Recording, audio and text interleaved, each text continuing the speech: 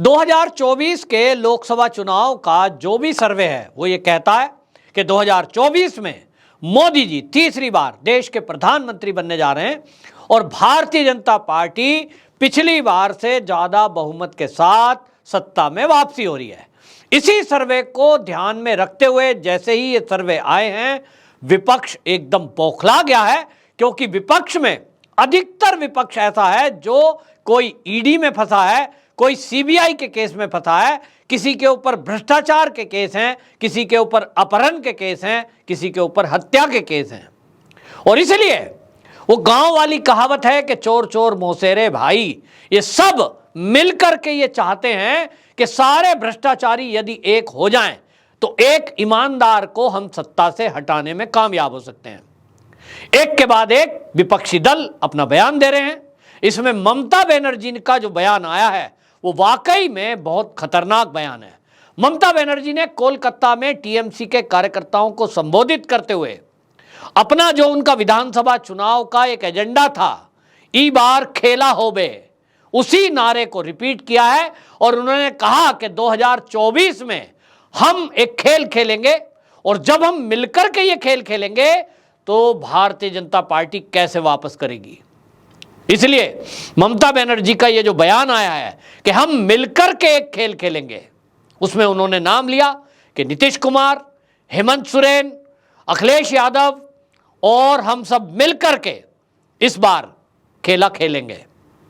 सवाल यह है कि ममता बनर्जी के पास ऐसी कौन सी जादू की छड़ी है कि वो मोदी जी के सरकार के द्वारा जो काम किए गए हैं विकास के, जो सेना को मजबूती दी है, जो हजारों किलोमीटर का देश के अंदर सड़कों का जाल बिछा है, जो देश की अर्थव्यवस्था को इतनी मजबूती दी गई कि दुनिया में हम 5वें नंबर पर पहुंच गए, इन सब के बावजूद घर घर बिजली पहुंचाई गई, घर घर पीने का पानी पहुंचाया गया और 40 करोड़ लोगों को महीने में 2 बार राशन दिया गया, वो भी फ्री। और इसके बावजूद भी ममता बनर्जी यदि अपने खेला पर इतना भरोसा कर रही है कि हम जब खेला करेंगे तो ये वापसी नहीं करेंगे। ममता बनर्जी का ये खेल कौन सा है हम सब जानते हैं। पश्चिम बंगाल के जो चुनाव हुए थे विधानसभा के, हमने ममता बनर्जी का यानी टीएमसी का वो खेला देखा। आज पश्चिम बंगाल के लोग उस खेला की वजह से अब इस हालत में आ गए हैं कि वो ये कहते हैं कि हम डरेंगे तो कब तक, या तो मरो या तो करो। लोग अब टीएमसी के अत्याचारों से परेशान हैं।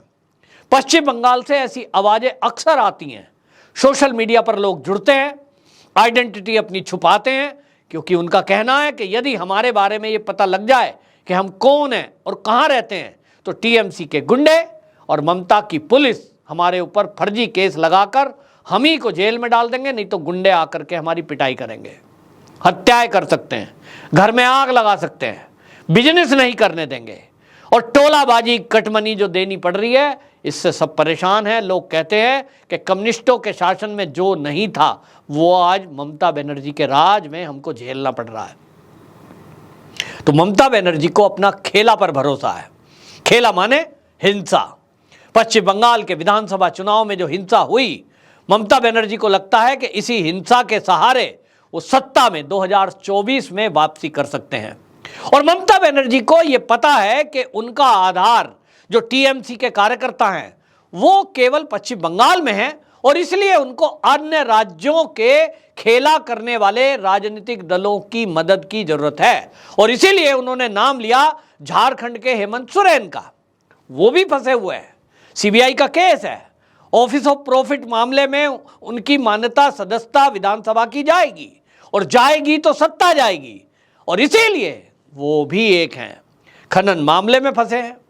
नीतीश कुमार याद अगर शासन में आ जाएं बिहार में तो लालू एंड फैमिली ये सब आईआरसीटीसी घोटाले में फंसे हुए हैं, ये भर्ती घोटाले में फंसे हुए हैं। और इसलिए नीतीश कुमार का गठबंधन है, आरजेडी जेडीयू गठबंधन के कारण नीतीश कुमार की भी मजबूरी है, क्योंकि उनकी भी महत्वाकांक्षा है कि यदि मोदी को हटा दिया गया तो कहीं मेरा ही नंबर प्रधानमंत्री के लिए ना आ जाए। उत्तर प्रदेश में यदि आ जाएं तो उत्तर प्रदेश में अखिलेश यादव जो कांग्रेस के सहयोग से राहुल गांधी के साथ यूपी में वापसी करना चाहते थे, लेकिन हाल ये हुआ कि आज उनको कोई उत्तर प्रदेश में पूछने वाला नहीं है। उनको लगता है कि मोदी अगर केंद्र में रहे तो उनको तो कोई पूछेगा नहीं, बल्कि भ्रष्टाचार किए हुए जो काम है एक एक करके योगी जी कुरोदने में लगे हुए हैं। जो भी भ्रष्टाचार हुए, ट्रांसफर पोस्टिंग में हुए, भर्ती में हुए, सब खोले जा रहे हैं। और उस भ्रष्टाचार में उनको लगता होगा कि आज नहीं तो कल शिकंजा कस सकता है, जेल की सलाखों के पीछे जाना पड़ सकता है। महाराष्ट्र में अगर बात करेंगे तो महाराष्ट्र के दो मंत्री जेल के अंदर बंद हैं और अभी कईयों का नंबर जारी है।